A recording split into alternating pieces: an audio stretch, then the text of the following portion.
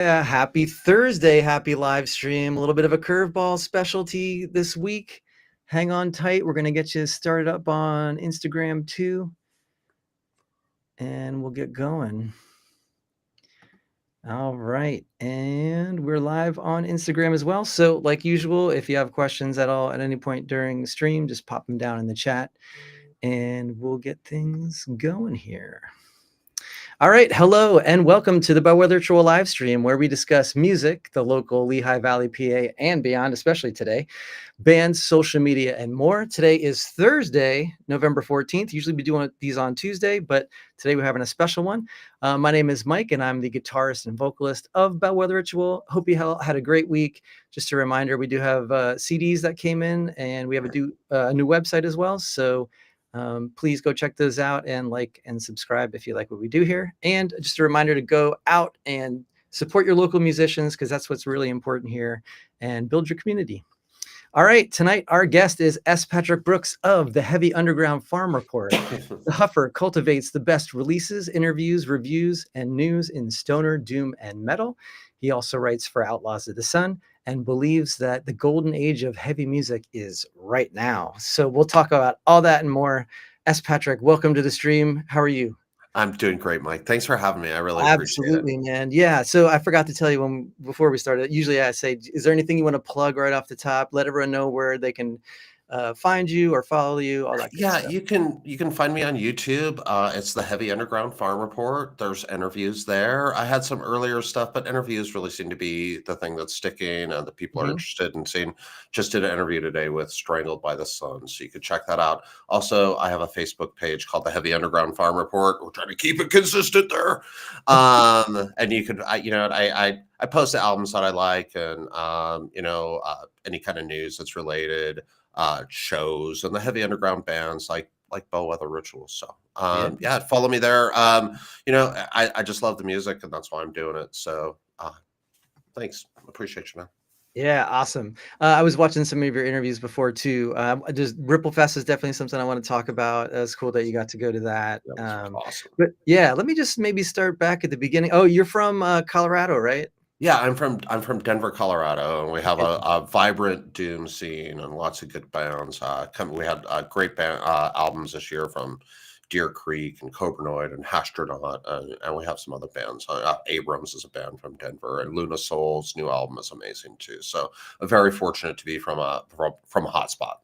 Awesome. I don't know we were talking a little bit about this before, but we were talking about the Doom charts and you being a contributor and us kind of, for me personally, kind of just discovering all these really cool bands and amazing people. Like it was just a kind of like a world opened up recently. So yeah, it was just an amazing experience. A very cool scene. That's fantastic. It's pretty new to me too.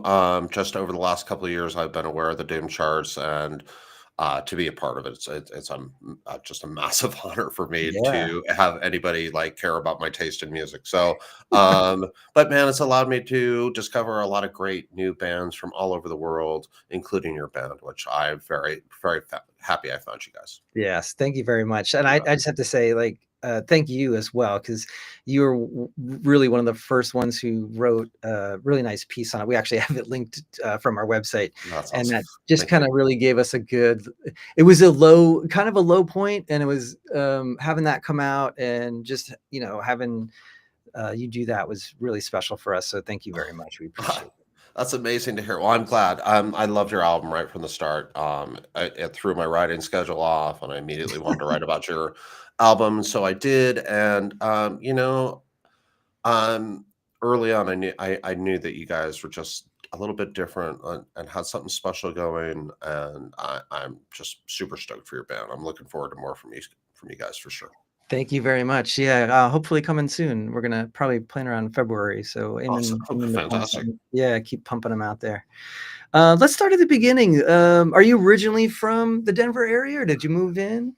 So I grew up in the Denver area. I'm originally from Oakland, California. I have family there, but I grew up here in Denver and kind of grew up in I had some friends. We were all into punk rock, and I was kind of fortunate that I had some older guys on my block that were heavily into rock and roll, and so my exposure to rock and roll happened really, really early, and my dad was super open to me listening to music and That's cool. provided me like Beach Boy albums when I was like 7 or 8 years old and old 45s from the '50s and stuff. So that's kind of, yeah, that's where I'm from, and that's kind of like how I kind of got into music, Got I started. guess. Yeah. Do you play an instrument? Oh, I played guitar for like about 10 years, and then it Oh, was like, cool. man, I'm just gonna not play guitar anymore. I'm Mm. much better at playing my stereo. Um, I, you know what, like, after 10 years, you should be probably better than I was. So I Uh, think it was discouraging, but you know what? It's all right, man. I found other things that I like to do, and one of the things that I like to do is like do what I'm doing now and talk about music and listen to music yeah. and do some writing and stuff. And so, yeah. So no, is the answer to your question. All right. Very I cool. don't play an instrument anymore, though. Shout out to Brian Wagner for jumping on Instagram. He's a photographer around here, an awesome photographer around here. Oh, and Bobby from Inherent Records jumping on Instagram as Ah, well. man, hey, Bobby, Yeah. Shout out to him, man. You can go check out his interview as well. We have it in our back library. fantastic guy. Yeah, yeah, for real. He was one of the ones I was talking about. Like, just if I just feel like you just run into all these amazing people when you're on the right path. I feel like the right people come to you, or into Yeah, your it's life, been right? really interesting. I feel like that's happened to me too. Yeah. Mhm.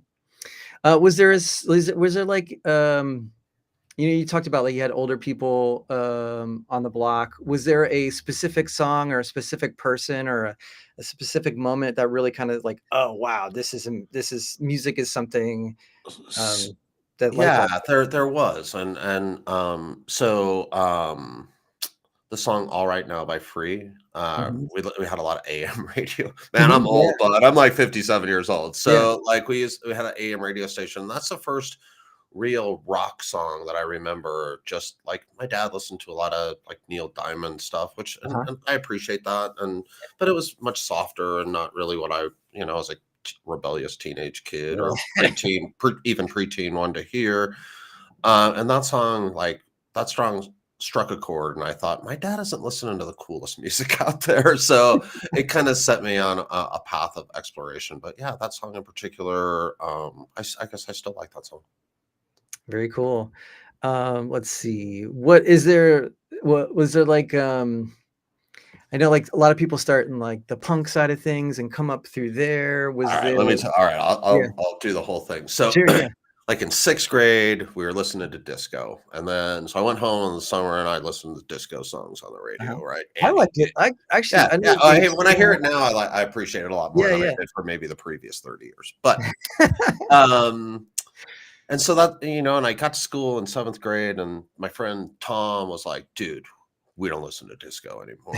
We listen to rock and roll." And I was like, "Okay." I mean, I Yeah, was what, seventh grade? I don't know. And so I went over to his house, and he had albums by Black Sabbath and The Cars, yeah, and probably Ted Nugent was probably involved in that. Unfortunately or fortunately, yeah. great guitar player, but and so I got this exposure to some Kiss was also included. Oh, And yeah. my brother liked Kiss. My younger brother liked Kiss, and I thought Kiss was just a bunch of guys in makeup. But Mhm. the Black Sabbath was in particularly impressive. But that period ended pretty quickly, and in eighth grade, the punk rock thing became a lot more interesting. I remember sneaking out into my living room and seeing Talking Heads on Saturday Night Live, Wow, and that's cool, yeah. then being introduced by a guy in my class. His name is Tim Beckman. He had a really successful grunge band back in the '90s. Oh, cool. His older brother introduced us to punk rock. The Decline of Western Civilization was probably the Yeah, first punk rock album I ever heard, and early Clash albums. And I really love the Clash to this day. But mhm. Sex Pistols, and then early LA punk scene, and then I knew that like I just didn't want to hear ballads and stuff, man. And so and so even the rock that I listened to, and in the '80s, man, it was a little different. Sorry if you could just cut me off at any point if you need to. But like in the Wow, '80s, like we were kind of dependent on what was on the radio. yeah. and what you owned or what your friends owned. Yeah. So, I was very fortunate to get exposed to Zeppelin and Van Halen and Def Leppard was big back in those days, you know. Dude, Def Leppard was one of my, like, one of my first, like, holy shit moments, like, what was that? Yeah, Yeah. right on, cool. Yeah. So, I joined the army, and, that also expanded my musical taste beyond Mm, just the punk rock and the mainstream classic rock that I was listening to, and I listened to a lot of blues, but I remember I got drawn back into metal by a guy invited me over to listen to this band, Metallica. You might have heard of them, and it yeah, was I've Kill heard 'Em All, and I was like, "Well, oh, that was cool. really punk rocky." And then I Yeah, it listened was. to Public Enemy around the same time, and I was like, "Well, shit, that's pretty punk rocky too." Yeah. Yeah. And then I thought, maybe punk rock is more of an attitude than just a musical style. And from there, man, I like went in and out of some, bullshit and, listened to some, I had a heavy jazz phase that Oh, yeah. yeah, and stuff. But yeah, that's kind of like where I came from. So I didn't really, I wasn't a metal kid, I was pretty much more of a punk kid. And I think I appreciate metal more now than I probably ever have in my life. But Yeah. yeah, so I don't know. That's the long answer to your question, bud. I like the long ones. All Thank right, you. cool. Both Bobby and Brian say hello. Thank you very much, guys. We appreciate you jumping on here. You brought up something interesting before, which is, I'm also of the age where radio was the way Yeah. you listened to music. So, just the difference between back then and now. I don't think people appreciate how much of a gear shift that was. Like, absolutely, like, it's absolutely insane. Yeah. Like, like my kids don't get it, Right. and Yeah. I'm glad they don't because, and a lot of people disparage Spotify and streaming services, but I'll tell you, I mean, Spotify, evil corporation, sure, and artists not getting properly rewarded, Right. absolutely. But you know what? One thing that artists have an opportunity to do now that they never had to do that they never had in the 80s was like instant exposure and direct contact with fans. And so I've discovered more bands in my 50s than I did in my 20s and 30s and 40s put Yeah. together. So there's more new music available to me than there ever has been. And the beauty of that is that I can be very specific about what I want to find. Yes. And so, I went down the rabbit hole. I mean, I was super depressed for a few years, and I had Mm, been in a serious car accident, and I was recovering from that. mm, And I took a lot of psychedelics. mhm. It was great. Yeah, And same. but I listened, but I ran in, but I was listening to somehow I ran into Space Slug, and then I just went down a deep rabbit hole of Yeah, Doom, okay. Stone Very cool. Jesus, and a lot of instrumental stuff. Mm, Um, and so, that that wasn't possible in the 80s, like you said. There yeah, was no rabbit hole to go down unless you were really wealthy and you could buy a lot of records, yeah. because that was the only other way that you could really expose yourself to. And then that wasn't easy either, right? Because Mhm. you just couldn't go to Music Land or whatever the mainstream store was. Yeah. Like, you had to find some freaking hole in the wall, metal record store downtown, probably, where you're gonna your parents didn't let you go. So you went there. And Exactly. we had that store in Denver, Wax Tracks. Oh, cool. And so, we did gain some exposure that way. But I'm like a 14-year-old kid, I don't have a lot of money to go burn on records. Yeah. So but yeah, it's like your band will really benefit from instant worldwide exposure because of the internet, where if you would have been a local band in the 80s, my gosh, just getting exposure in California would have been Yeah. a freaking chore. So um I think there's good and bad that goes with that, right? Like anything, I think the internet, that's the best way to describe the internet. It's like really good things and really bad things happening simultaneously. Like, whatever Yeah, you put into it is what you're gonna get out of it, really, I yeah. guess. I'll tell you one thing that was different about listening to music in the 80s was I'd buy an album and I knew I wasn't going to probably buy another album until the next month. Mm, So I spent a month listening to that album, that's a great reading the liner notes, yeah. memorizing the lyrics, checking out the pictures, seeing Yeah. what kind of guitar that dude was playing. And then especially, being on the Doom charts, I get force fed. I mean, it's okay with me, huh? Yeah, They yeah. can No, force no. feed me, but, Yeah. I'm, like, consuming so much music so quickly and digitally that I don't have a physical connection to a lot of the new music. Yeah. So it's a testament to a band like yours with nothing for me to physically hang on to and nothing to really see or, like, have a I don't know, like be able to touch. There's a term for that. Um, like a tactile kind of, Yes. connection. Um, for me to like instantly recognize your band or want to listen to it more is a testament to you guys. And that's kind of how I pick out the music I listen to. I mean, it's like there's a feel, but I wonder how much stuff I'm missing. And I wonder how. Yeah. And then I wonder how much stuff am I missing in the stuff that I'm listening to because I'm like, instead of listening to an album for a month, I might be listening to it extensively for 3 days or 5 days. And, like, I wonder how that, like, affects my relationship with the music long term. Yeah, this kinda came up a couple times too, and I'm interested to hear, like you're saying, just the pure volume that it's coming through. That's Um, yeah, I mean, how many do you listen to, would you say, like, in a month or so? Well, I will tell you today, I got my emails for the week, from the Doom charts. This is second batch. There are Mhm. probably 40 emails, so each one of those is a different band. Yeah. Um, I separate those down by genre, so I don't listen to a lot. Doom metal is like the only metal I listen to. So if it's death metal or Mhm. oh god, what's that? Oh, grindcore shit. Sorry, grindcore shitters, but that's God, I hate that shit. Or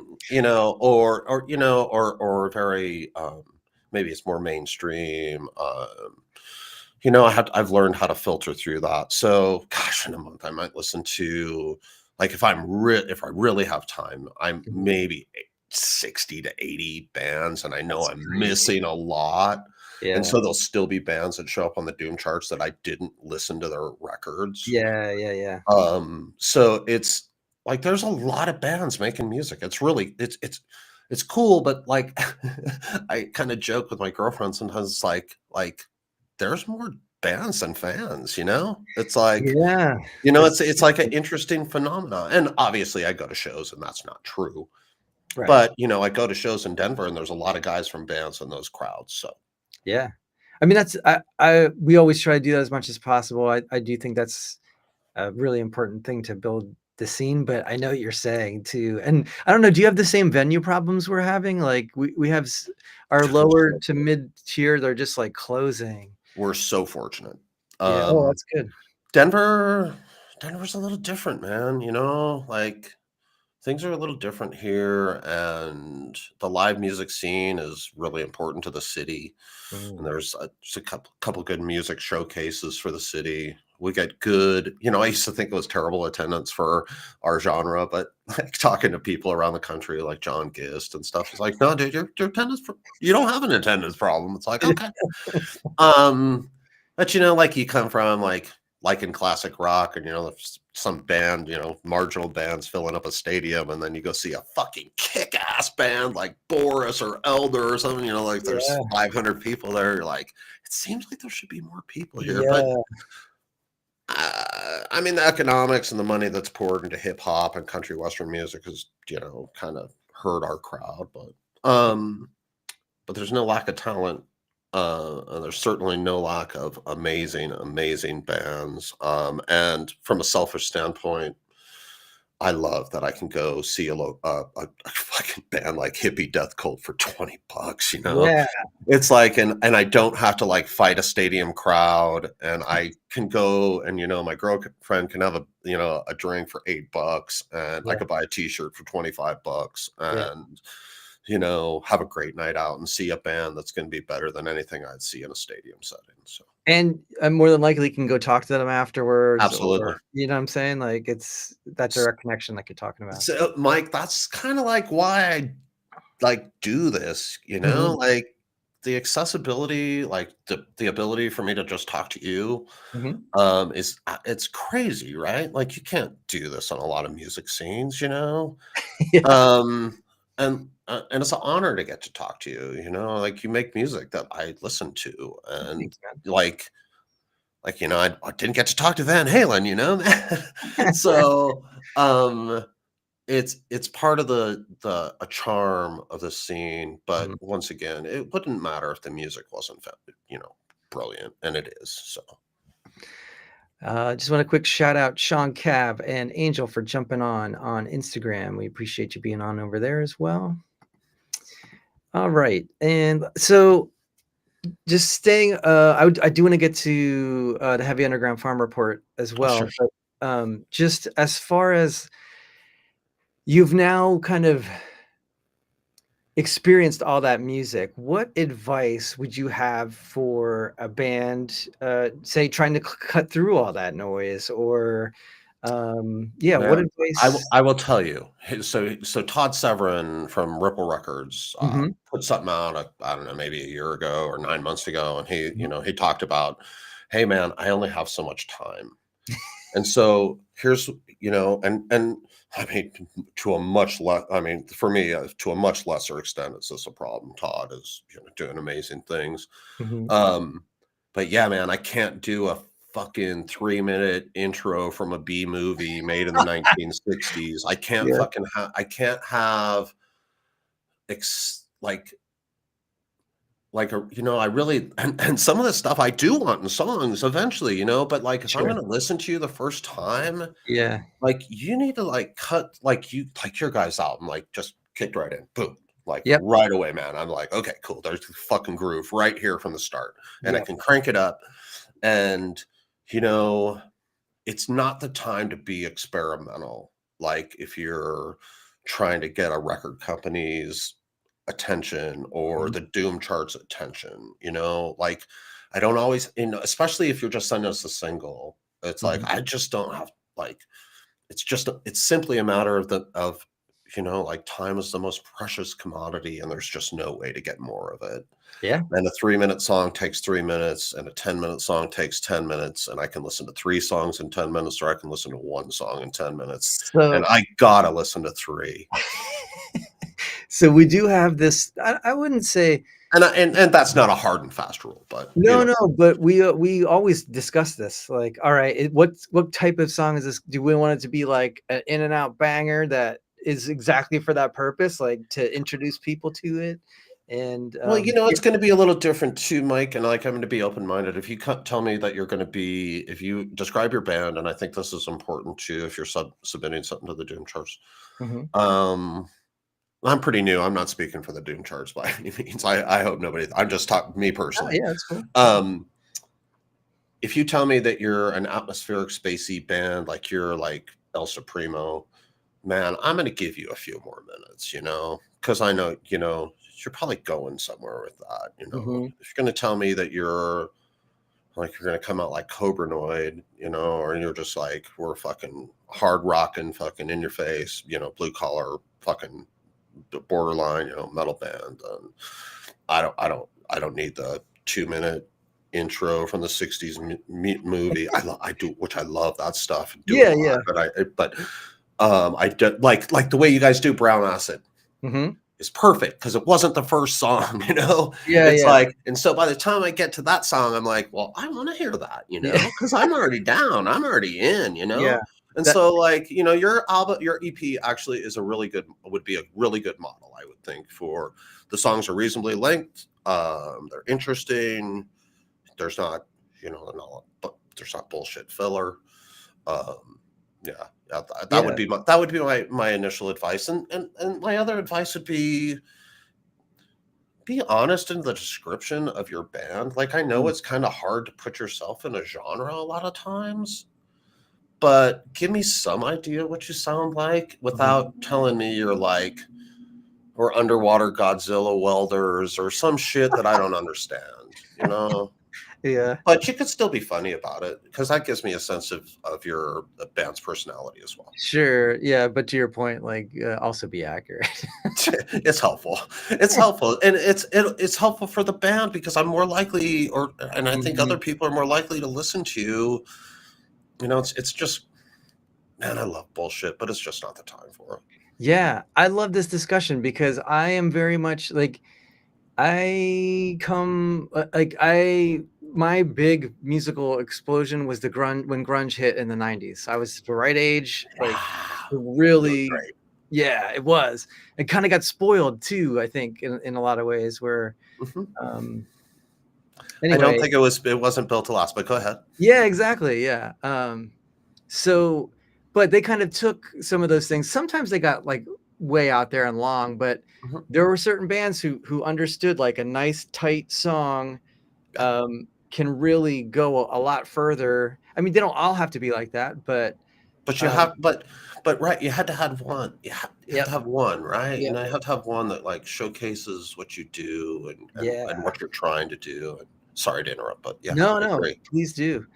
And we're always trying to get like, all right, for me personally, I'm always like, how do I get to the vocals as quickly as possible? Because that's what people tend to really like everything's going good. What about the vocals? That can kind of break the Yeah, song. unless you're an instrumental band for sure, and Sure, I think sure. it's yeah, right, I agree. It's like, I don't think you want your first song to be 10 minutes of instrumental before you hit the vocals, Right. especially if your song is gonna be reliant on a vocal hook.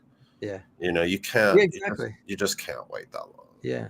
It's like, especially in our society, like, it's insane that anybody's even making 10-minute long songs, and it's even more insane that people are listening to them. But I wish more people would make them, and I wish more people would listen to them because I think they're really good for our heads. I think there's really, like, a cathartic value to listening to complex and lengthy music. So we have a whole bunch of stuff happening on Instagram. Electric Desert Records joined and Yeah. my man Sean. So yeah, thank you very much. Um, got you a shout out earlier, so thanks for jumping on. Robert, thank you for jumping on. Raf Sue 1973, thank you for jumping on. And Bobby says, the theory you just dismissed Buzz Oven sore due to the long intro. Haha. Yeah, It had a Pop does really long that. No, I'm just kidding. I'm just it had a really long sample intro to the album.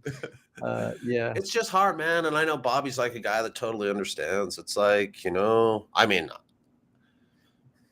what I like and what I have sometimes what you like and what you have time to consume is just Mhm. not necessarily the same dish of food. So, Yeah, and people get real, like, bent out of shape about even saying stuff like that, like, "Oh, either what do you mean you don't have the time?" Or like, fuck, man, "No, I got a full-time job. that's what I mean." I manage a dispensary in Denver. I have a staff that I manage.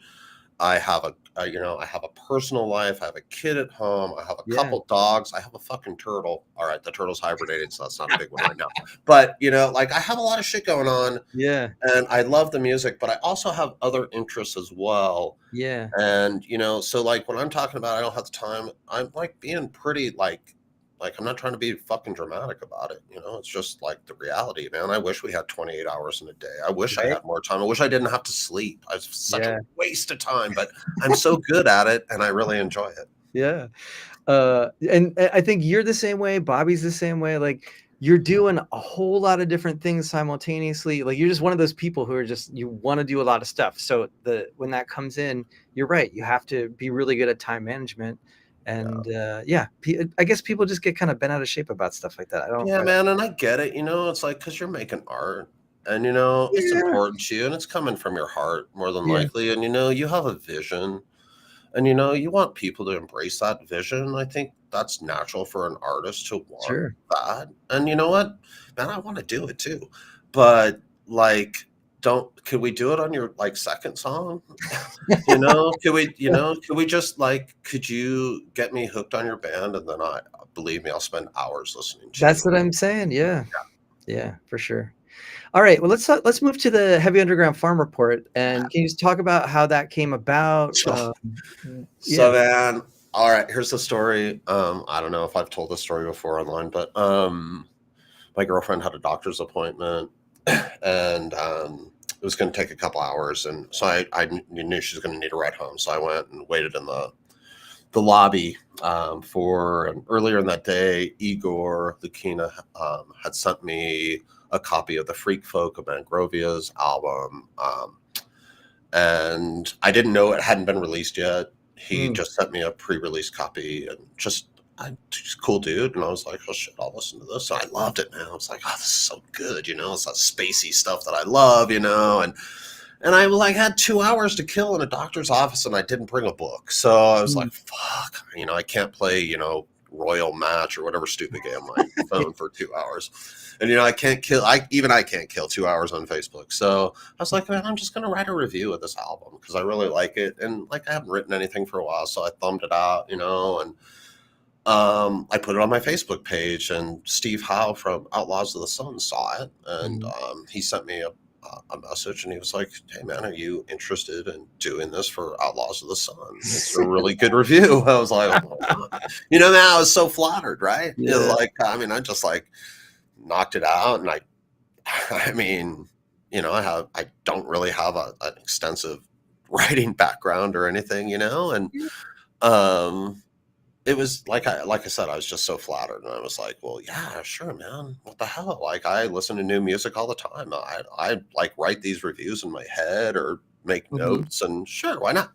So I wrote a couple, and then Patrick Newman from Clean contacted me, and he asked me if I would be interested in doing an interview. And then Sunil Singh, who wrote the book, Sonic Reducer, or Seducer, sorry, Sunil, Sonic Seducers, contacted me, and they both expressed interest in doing interviews. And like, weirdly, man, for 3 years I did hiring for a security company, so I interviewed people for jobs for like 3 years. So like I have a little bit, it's not exactly, certainly not the same kind of thing, but it's kind of the same kind of thing, and I'm pretty comfortable talking to people, and I don't, and being on camera, I'm not crazy about it, but it's not abhorrent to me. So,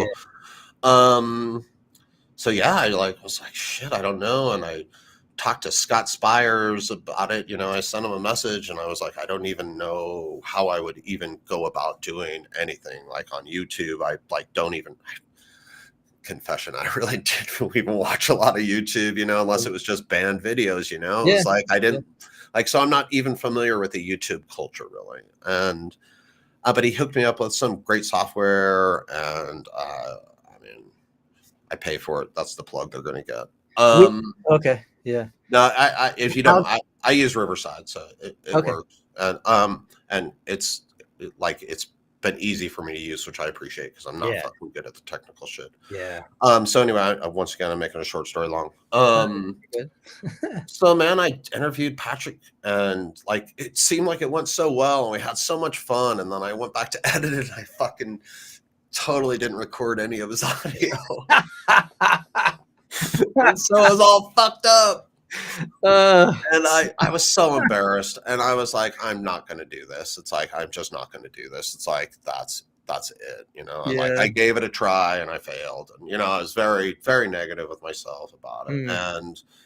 But I sent Patrick a message, and I told him what happened. He was like, well, fuck it. Well, let's just consider that the warm up. Let's do it next weekend. And I was like, oh, all right, man, fucking cool. Like, he's going to be cool about it. And because he's a great guy.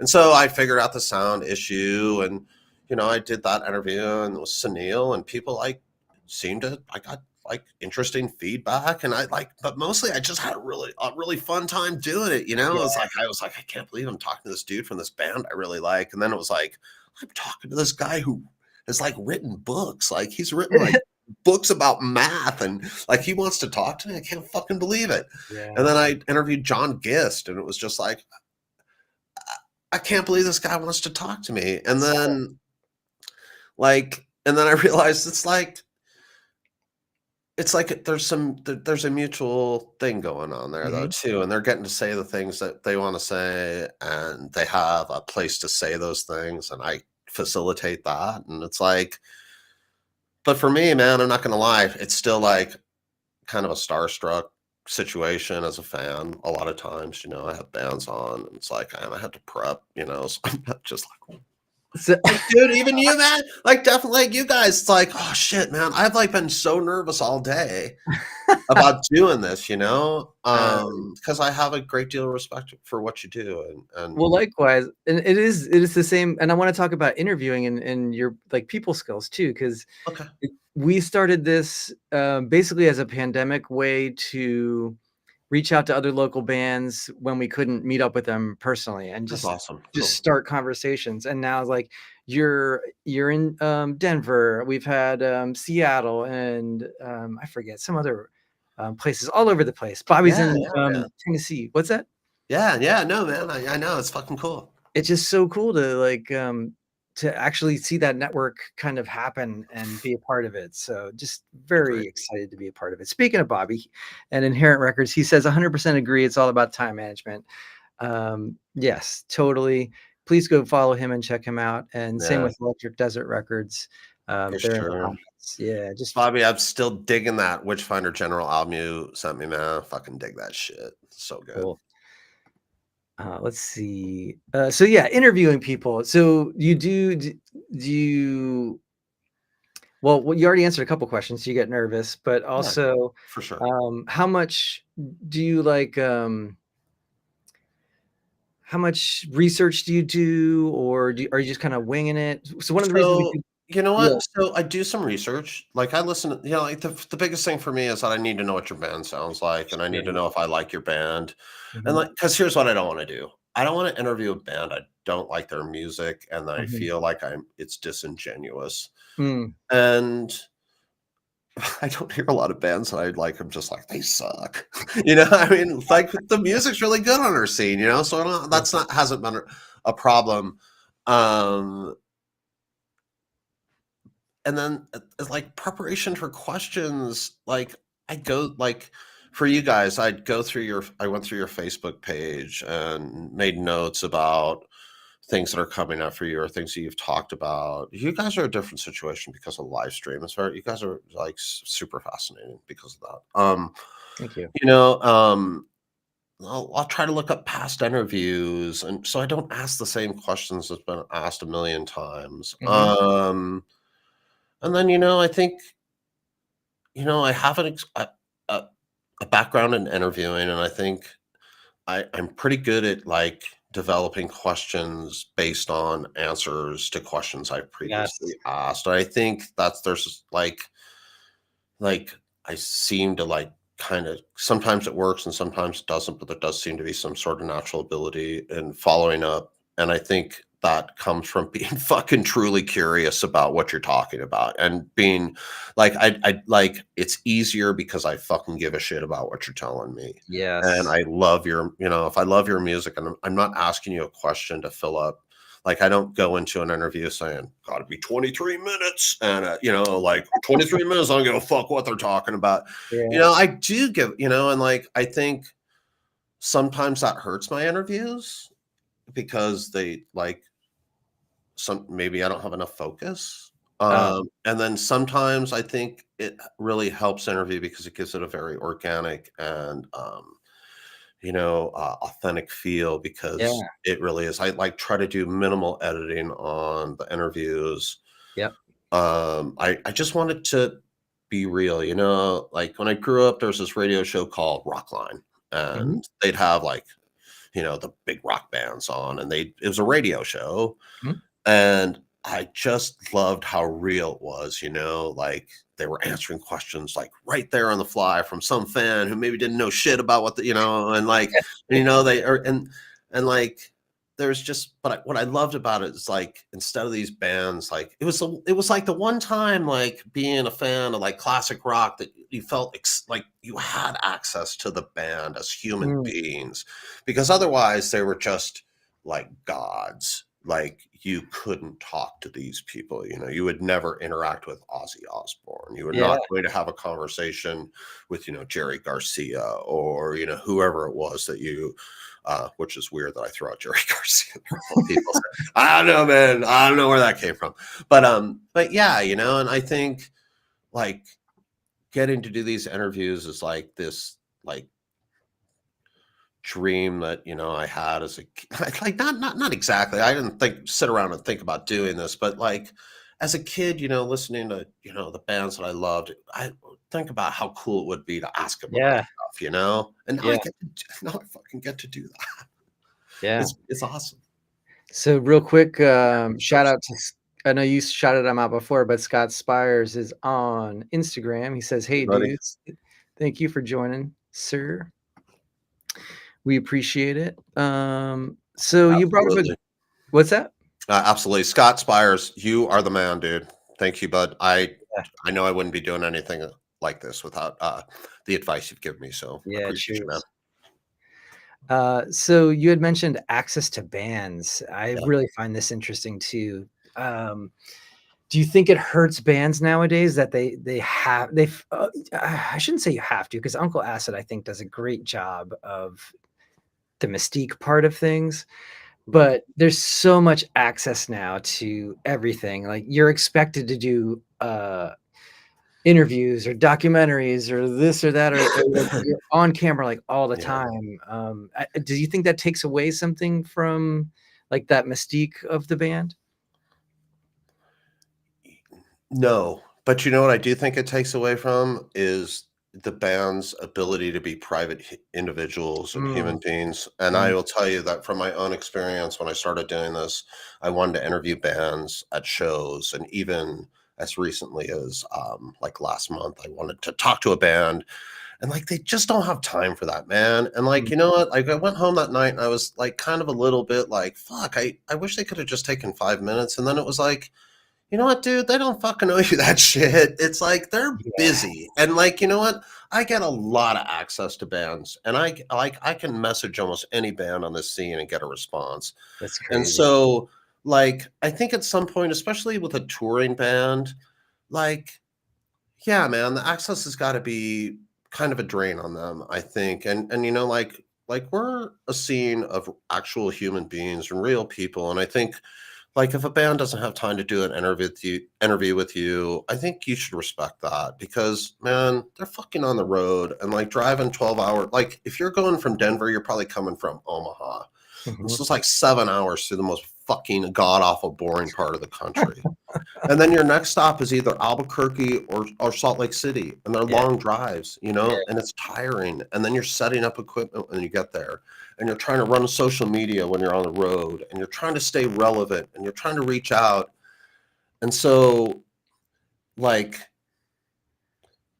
the access is probably draining for artists, and but I really do appreciate like bands are fantastic about giving us time on our end, and I really appreciate that. But my perspective, it's like, man, I like it's got to be hard for you guys, like, especially like a touring band. It's like, and I've like told myself I'm not going to like try to do that anymore. I want to mm. give those guys, like, if you want to talk to me, we can talk on the phone while you're on the bus. It's Oh, like, yeah. I just want to respect your time. Like Like time management. There's only so much time, man. As yeah. I drone on and on, sorry, No, as I it's waste okay. everybody's time. Sorry.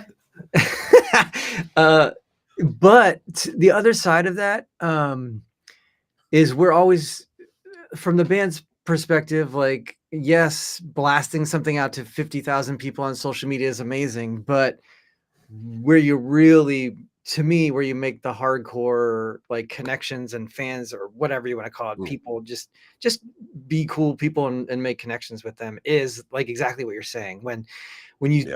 feel like it's only 5 minutes, like, that means a lot to people, so So yeah, man, Mike, to that point though, to me, it's more important that they spend that 5 minutes talking to their fans instead of talking to me yeah, because I'm okay, going to talk about them anyway, that's and fair. I'm going to track them down anyway. And you know what? It's like, so man, yeah. So I want to respect the musician's time as well, Yeah, and that's I fair. want him to have it. I don't want to monopolize that time. And so for me, it's like, I just want to make sure you guys understand that I respect that as well. Oh, yeah.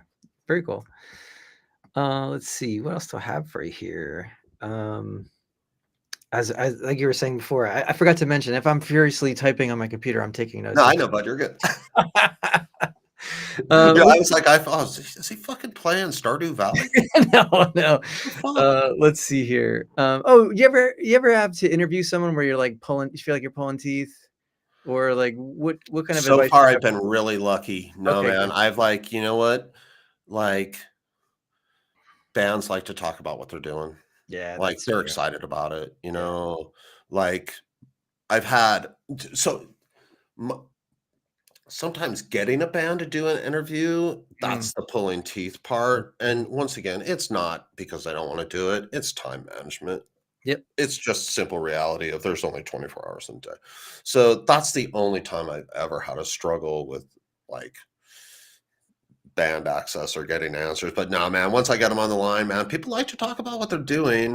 yeah, I that's think it's true. important for me to ask questions that are open-ended that allows a band to talk about their ideas and their processes and their, artistic, processes. Very cool. Just want to shout out Dirty Monkey just joined on Instagram. Thank you. We'll have to get you on here at some point too. All right. Let's see. Was there? I have a question for you. Yeah, Was but there a point where you're like, all right, enough with the mainstream. I'm strictly like, or I don't even know if you do strictly yeah, get there's a underground. fricking very specific fricking Okay, yeah. moment. Can you talk a little bit about that? So, man, I'm in the army, I'm in the mess hall, and this fucking song comes on the radio. We built this city on rock and roll. And at that's I stopped listening to the radio at that moment, and I went into a heavy blues phase that Mm, led into a jazz phase, mhm, that led into a back into a punk rock phase. Um, Man, I hate that song so fucking much, and Van Halen had just broken up, and Sammy mm. Hagar had started singing, they cranked out some shit ballad, and I just couldn't do it anymore, man. I was like, radio is destroyed and ruined. And like, I remember going home on leave and someone popped on the radio and there was this fucking shit by some band called Men Without Hats Mhm, about we could dance when we want to. And like, I didn't want to. And, and like, I remember the only hope I had was I think I was in my brother's car and he was listening to the radio and Welcome to the Jungle by Guns N' Roses came on. mm, And I was like, oh, mhm. there's still some fucking rock and roll out there. And it's fucking made it to the radio Yeah. somehow. Grunge was different because what made it to the radio was like the bastardization of the dream. It's Mhm. like, Yeah. man, like I saw like my experiences with Nirvana were before the radio and before, and so like it's cool that a lot of really great bands got exposure that deserved it, like Soundgarden, Screaming Trees, and stuff like that was cool, Mhm. man. But like it was disappointing for me too. But yeah, man, we built the city on rock and roll. I was like, then I don't want to live in the fucking city Yeah. anymore. I'm moving out of the city. I've And actually then and sound and so yeah, that drove me to like discovery and like eventually Soundgarden and Fu Manchu and the mm, Melvins. The oh, Melvins more than anything what like took me from punk rock to a more metal sound. yeah, I think they're that band kinda like Sabbath was Yeah. before, like, that everyone is like that's their point where like, "Oh, yeah, once I heard the Melvins, it was" or once I heard Sabbath, it was, Yeah, it was funny, like my early exposure to Sabbath was like 6th and 7th grade. mhm.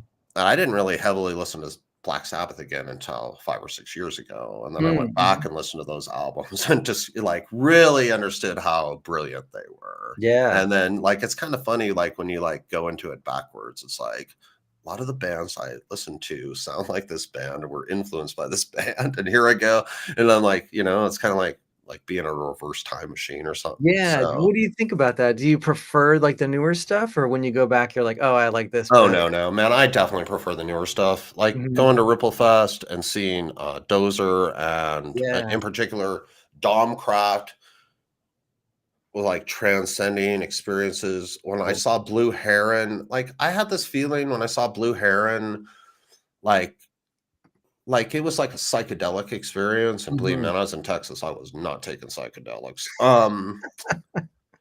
but it was like, I couldn't get the fucking smile off my face, and it Yeah. was just like the drummer was, like, just going, and the song was, like, in the most beautiful droney, kinda doomy thing, and, like, No, man, I don't think there's anything that hits the old stuff. I love it, and I'll still throw on like fucking old Rush albums and stuff Yep. like that. And Yeah. but man, nothing hits me like as hard. I really think this is the best time for rock music.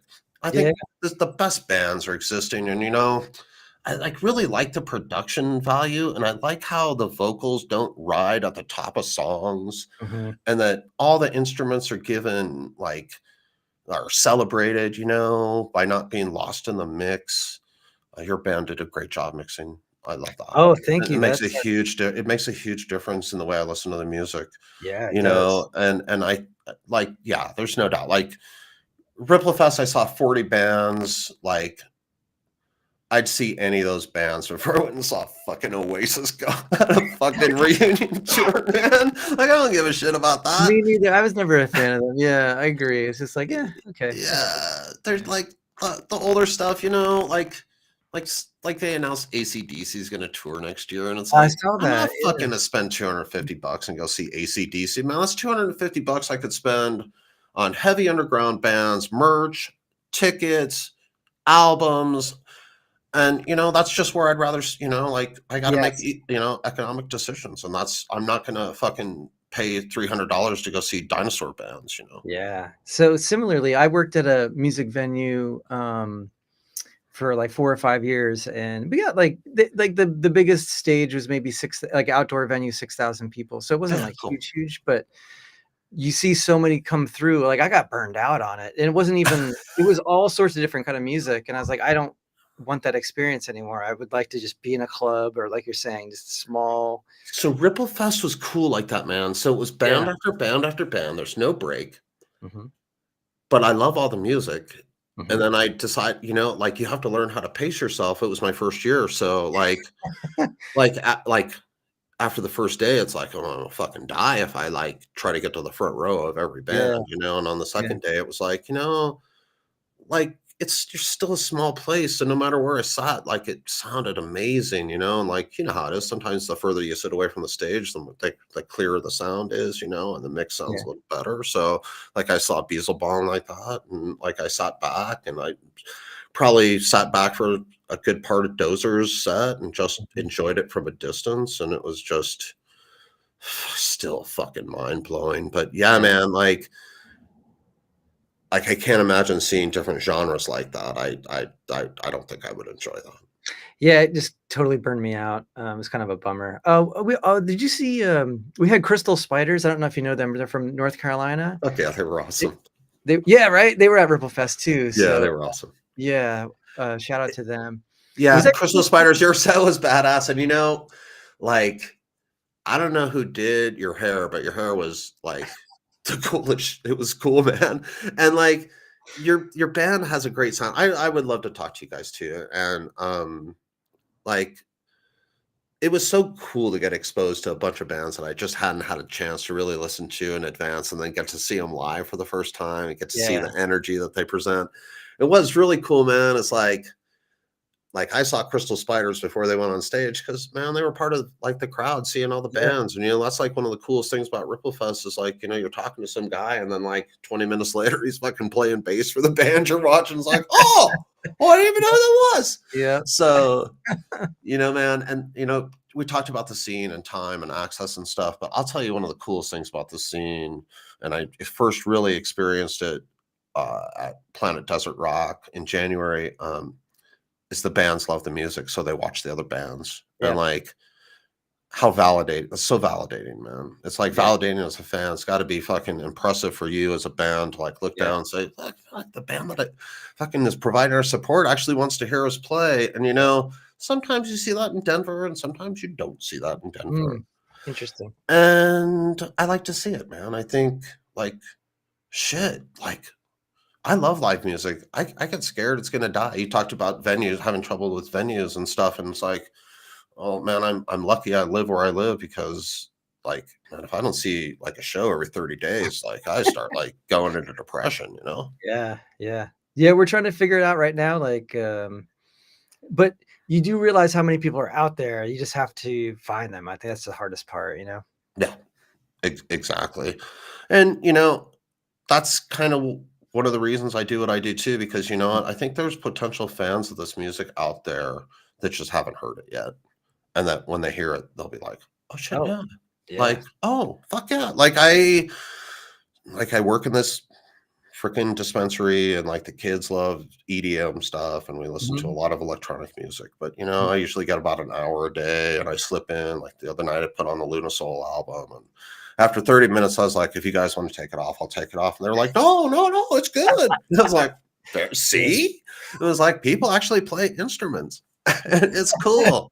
Yeah. Um, but you know, man, I mean, it's a two-edged sword, right? Like Yep. if all of a sudden there's a million people that like, you know, your band, do I get to talk to you anymore? You know, Mhm. dude? And like, do I get to meet you at a show? And do I get to like buy my t-shirt from you? Mhm. And I don't know if I like I want to lose that, you know? And Yeah. like, but part of me is like, bands like your bands deserve a bigger audience and you deserve like more people to listen to you. And I think people would love to hear your band that don't know that you exist yet. And And so it's like it's you know, man, it's weird, right? It's a weird position to be in. yeah. It's like a punk rock position to be in. The worst thing you could do as a punk rock band is become successful. Yeah. Yeah. Ugh, that's always a hard thing to reconcile for sure. Yeah, for sure. Just wanted Bobby from Inherent Records says, "I refuse to believe they actually built a city." I would agree. Dude, they wrecked that city, man. All right, so we're just at about an hour. Oh, Any bands? Yeah, right. It goes so quick. Any bands you want to shout out or? yeah, yeah, I do, man. Bellwether Ritual. You guys should fucking listen to this That's band. They are amazing. fucking great. I interviewed Strangled by the Sun today. Strangled by the Sun is a fantastic band. Give them a listen. All the Electric Desert record bands deserve a listen. Lungburner, Clean, Slow Repeat. We've got some great bands on the Denver local scene. If you haven't heard Cobranoid, definitely listen to them. Astronaut had an album this year. Check that out. It's fucking great. Deer Creek also had an album from Denver. Abrams and Luna Souls from Denver as well. So I'm proud of my local scene. We've had a lot of great bands. I know I'm leaving some people out. Man, nationally, you guys just like every region is just amazing. I like we're getting great stuff from the South and from Midwest Doom Coalition. You guys are kicking ass.